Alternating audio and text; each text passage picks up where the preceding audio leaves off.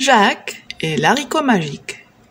Il était une fois une pauvre veuve et son fils, Jacques, qui avait comme unique ressource le lait de leur vache Blanchette qu'ils allaient vendre au marché.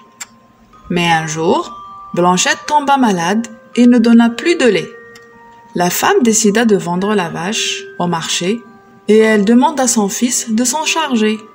Mais bien sûr, personne ne voulait acheter la vache qui ne donnait plus de lait. Jacques allait rentrer à la maison quand un vieillard s'approcha de lui. Il lui proposa d'acheter la Blanchette en échange d'une poignée d'haricots. C'étaient des haricots très spéciaux qui, d'après ce qu'il disait, étaient capables de pousser en une nuit et d'être si hauts qu'ils toucheraient le ciel. Le jeune garçon n'arrivait pas à y croire. Il lui donna la vache et prit les haricots. Quand il raconta à sa mère la bonne affaire qu'il avait faite, elle fut très en colère. Elle prit les haricots et les jeta par la fenêtre, et le pauvre Jacques dut aller se coucher sans dîner. Le garçon fut réveillé par le soleil qui entrait par la fenêtre. Mais ses rayons étaient plus faibles que d'habitude, car ils avaient du mal à passer à travers le feuillage très dense qui se trouvait maintenant devant la maison. Jacques se leva et regarda avec curiosité à l'extérieur. Les haricots avaient bel et bien germé. En quelques heures, ils étaient devenus des plantes immenses, dont le haut atteignait le ciel. On n'en voyait même pas la fin. Les feuilles et les troncs formaient un escalier très pratique. Le garçon s'y aventura et grimpa, tant qu'il se retrouva dans une grande allée qui menait à un château. Il se dirigea sans la moindre peur vers le château, dans l'espoir de trouver quelque chose à manger. Une géante lui ouvrit la porte et lui demanda « Chère madame, vous n'auriez pas quelque chose à me donner pour mon repas ?»« C'est toi qui vas servir de repas, » lui dit-elle, « si tu ne te sauves pas à temps. Mon mari va bientôt rentrer et c'est un ogre. Il adore les petits garçons tartinés sur du pain. » Mais la femme eut pitié de lui et le fit entrer. Elle était en train de donner du pain et du lait quand l'ogre revint. « Vite !» dit la femme, « cache-toi bien dans le poêle et gare à toi s'il te trouve. » L'ogre était énorme et faisait très peur. Il regarda autour de lui et dit d'une voix très forte, « Ça sent la chair fraîche. » Sa femme fait son possible pour le distraire. « Mais non, c'est certainement l'odeur du pot-au-feu que je t'ai préparé. Viens plutôt y goûter sans tarder. » L'ogre, rassuré, fit un repas très copieux. Puis, il se mit à compter des petits sacs pleins de pièces d'or et s'endormit. Jacques sortit alors du poêle, prit un des sacs et se sauva en courant.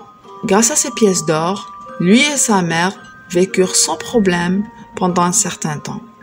Mais un jour, le petit sac fut vide et Jacques décida de retourner au château pour refaire des provisions. La géante ne le reconnut pas et tout se passa comme la première fois. Quand l'ogre arriva, le jeune garçon se cacha dans le poêle d'où il pouvait voir tout ce qui se passait dans la pièce. L'ogre prit une poule et lui dit « Fais-moi un œuf !» Et la poule bondit aussitôt un œuf en or massif.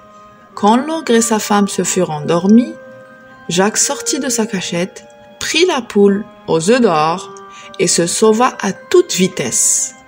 Grâce aux œufs d'or que donnait la poule, Jacques et sa mère ne manquèrent plus jamais de rien. Mais un jour, Jacques eut encore envie de retourner dans ce château extraordinaire. « N'y va pas, » lui dit sa mère, « il t'arriverait malheur. » Mais Jacques ne put s'empêcher de grimper, encore une fois le long de l'haricot magique. Arrivé dans le château, il décida de ne pas se montrer à la géante et alla directement se cacher dans un chaudron installé dans la cheminée. Quand l'ogre arriva, il sentit une odeur bizarre.